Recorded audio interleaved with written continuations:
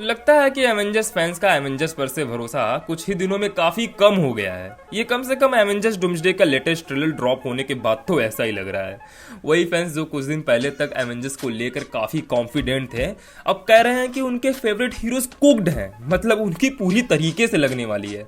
और ऑनेस्टली उनका ऐसा सोचना कम्प्लीटली गलत भी नहीं लग रहा, क्योंकि डूम ने थॉर के लेजेंडरी वेपन स्टॉर्म बेकर को सिर्फ 2 उंगली से रोक दिया और उसके बाद एक पूरी ग्रुप ऑफ सेंटिनल्स को भी खड़ा कर दिया। ये सीन देखने के बाद तो सवाल ये है कि आखिर एवेंजर्स में से डूम को टक्कर दे भी कौन सकता है। अब तो आप लोगों के बीच बेट्स भी लगने लगे होंगे कि डूम को एक्चुअली हरा कौन सकता है, और मेरे ख्याल से सबसे ज्यादा चांसेस कैप्टन मार्वल के नाम पर लगाए जा रहे होंगे। ट्रेलर में दिखाया गया सारा फुटेज नया नहीं है, लेकिन इसमें इतना अनसीन कंटेंट जरूर है कि फैंस एक बार फिर अपने फेवरेट कैरेक्टर्स के फ्यूचर को लेकर बातें कर रहे हैं। और जो लाइन्स फैंस को सबसे ज्यादा शॉक कर रही है, जब डूम और थॉर की फाइट के दौरान डूम उससे कहता है हेल आंसर्स टू मी। ये लाइन सीमिंगली कॉमिक्स में डूम के मेफिस्टो के साथ कन्फ्रंटेशन को रेफरेंस करती है, जहां उसे डॉक्टर स्ट्रेंज की हेल्प भी मिलती है।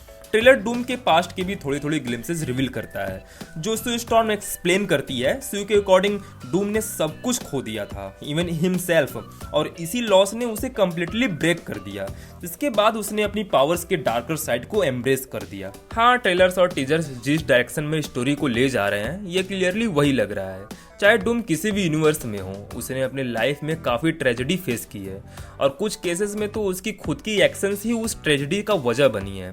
लेकिन इंटरेस्टिंग बात यह है कि हर यूनिवर्स में डूम समहाउ पावर के मामले में हमेशा टॉप पर ही आता है। और ऑनेस्टली अगर ट्रेलर में डूम की पावर्स का ये लेवल सिर्फ एक ग्लिम्स है, तो एवेंजर्स के लिए सिचुएशन काफी सीरियस होने वाली है। ट्रेलर खुद ही एक सरप्राइज था, क्योंकि पिछले महीने सैन डिएगो कॉमिक कॉन में ट्रेलर रिलीज होने के बाद ज्यादातर फैंस को लगा था कि बस एक सिंपल सा टीजर ही मिलेगा।